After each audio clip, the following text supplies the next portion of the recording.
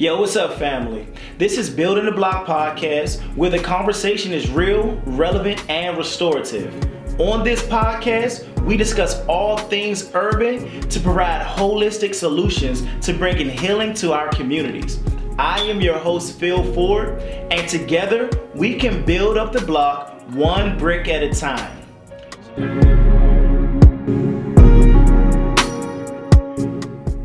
So the question you might have is, who am I and why should you listen to me?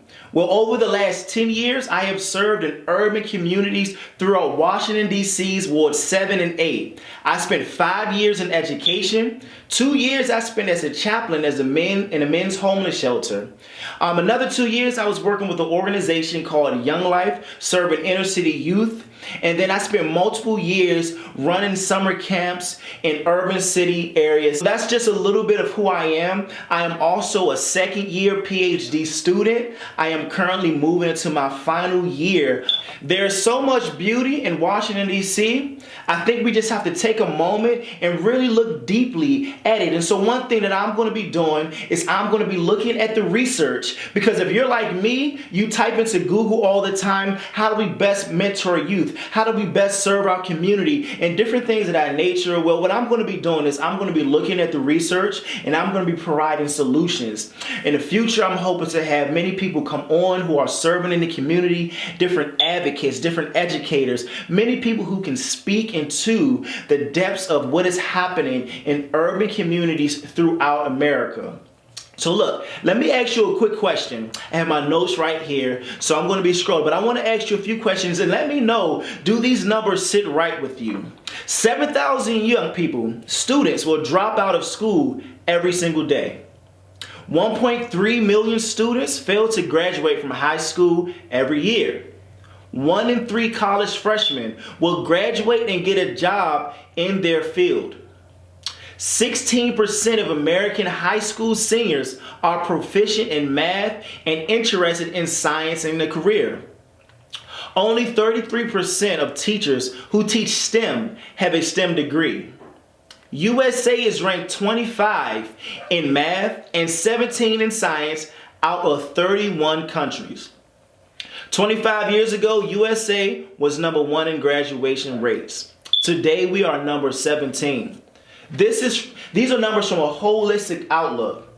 But if we look into urban inner city communities, the numbers do not reflect the same. And you keep hearing me say urban and inner city. I just want to read you a quick statement that I wrote in one of my papers as I was trying to understand the depths of inner city. And here's what I wrote. Inner cities are distressed urban and suburban areas of concentrated poverty and low income. Inner city residents represent 14% of the population. That is around 45 million people. Of U.S. residents living in poverty, 31% live in inner city communities. Many under-resourced communities, especially those with large populations, became that way in significant part because of historic redlining and ongoing exclusionary zoning and land use policies. With concerns of systemic racism, we need more leadership in these areas. If you don't know what redlining is, well, if you think of a map, and you think of a community, in Washington, D.C., we have 8 wards, wards 1 all the way through 8. And what redlining means is that they sat and looked at a map and they said, you know what? We're going to mark off all of the zone that the African Americans, the black and brown people can move into. And when they did this, they created what we call the ghetto. They created Section 8 housing. Projects is what you might know it as.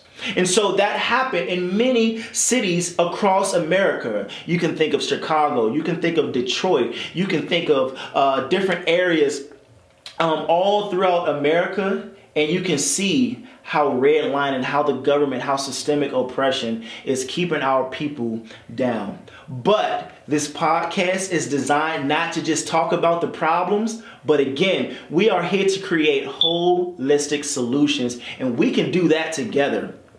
So look, I want you to know exactly who I am, One thing about me is I want to be clear is that though I am a researcher, I look into the social science, I am also a Christian. So a lot of my values are based in the Bible. And so what I want to do is I want to share with you 3 verses that are, I would say, the driving force as to why I do what I do. And the first one is Isaiah 127.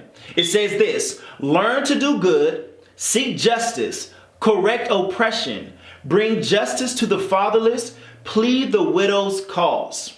That's the first verse that I look at and I say, you know what? There is a process that I need to be in to learn what it means to do good, to seek justice, and correct oppression, so that I can bring justice to the fatherless.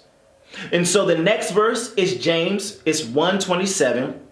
It says this: religion that is pure and undefiled before God the Father is this, to visit orphans and widows in their affliction, and to keep oneself unstained from the world. One of the beautiful things about that passage and James as a whole is there's this constant pursuit of those who are in need.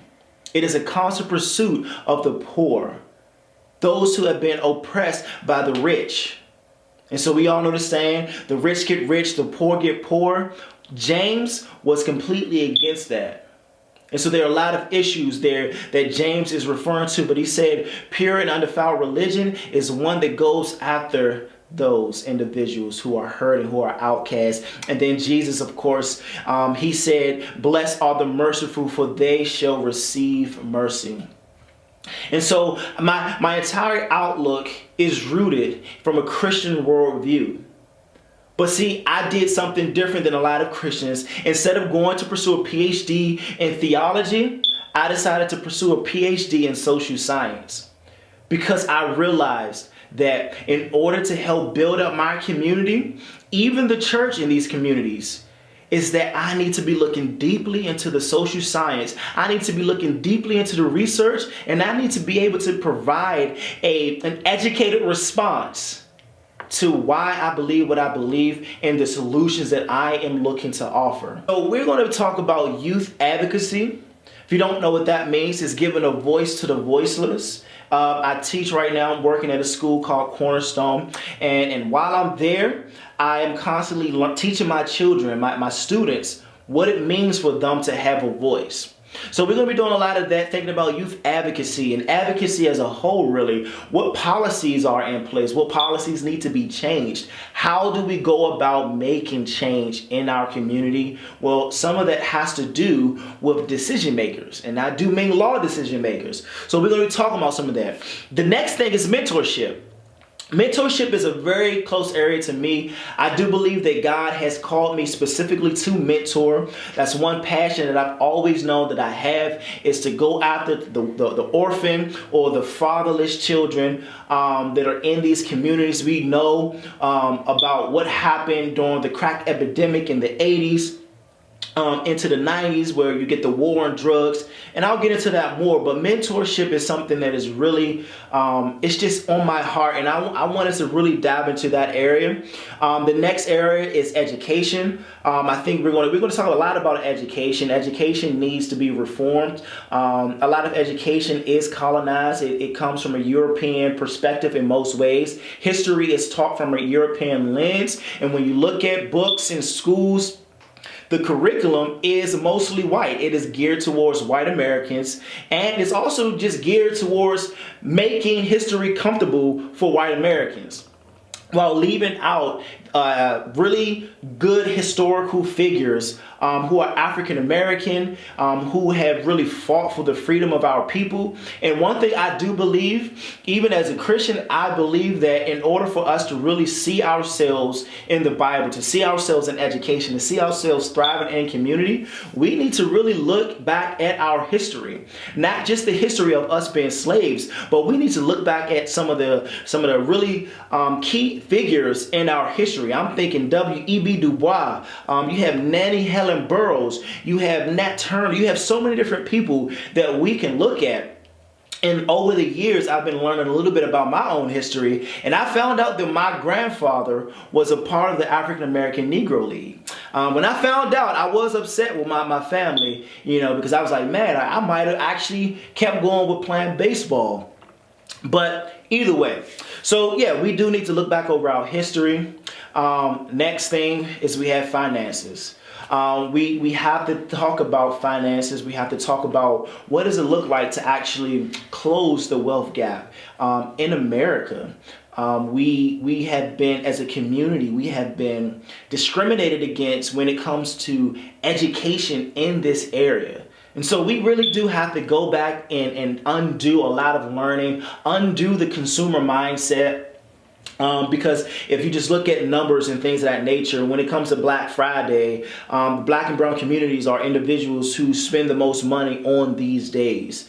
So we really have to dig in and really think about what does it look like for the Black household to close wealth gaps, to build generational wealth, to set their students up and their children up for success, to be able to send their children off to college and to good schools, and not have debt to go along with it. So yeah, and then the last area is we're going to be talking about mental health, because trauma affects the community in different ways, and we really need to just take a moment and talk about these things, because there are a lot of stigmas still around mental health, and there are a lot of solid Black mental health practitioners who take the time to try to close some of these stigmas, to dismantle some of these lies. So we need to keep doing better. So listen, family, I am super excited about taking this journey with you all and just becoming a part of a community that is geared towards building up urban communities. When I say holistic, I do mean covering ideas of mental, spiritual, physical, and financial. Over the years, I've learned that if one of those four are off, well, then the whole person is off. And I look at that young man who is trying his best to change his life, to take care of his kids, but he can't provide food for or buy diapers. And so he has to go rob or something of that nature. And we look at that individual as just the crime that they commit. What I'm saying is that we have to learn how to look at the whole person. And so when we think about building up our community, that is how we have to see them, as a whole person. Because I do believe that that is how God created us, as a whole person. And I do believe that the church needs to do more work in looking at people as whole persons. The law, the government, we have to do better. In the comments, I need you to drop down some topics that you are concerned about in urban inner city communities. You can just write up what it looks like. You can ask me any questions that you want. If I know the answers right up front, I'll send you a message back. But in most cases, what I'll do is I'll take the time to research the answers so that I can provide you with the content that you're looking for. So make sure you like, subscribe to this channel, and also ring the bell so that whenever I have dropped a new video, you can know up front. So listen up, family. We can build up our communities one brick at a time, but we go further together. And so that's what we're going to be doing here. See you all next week.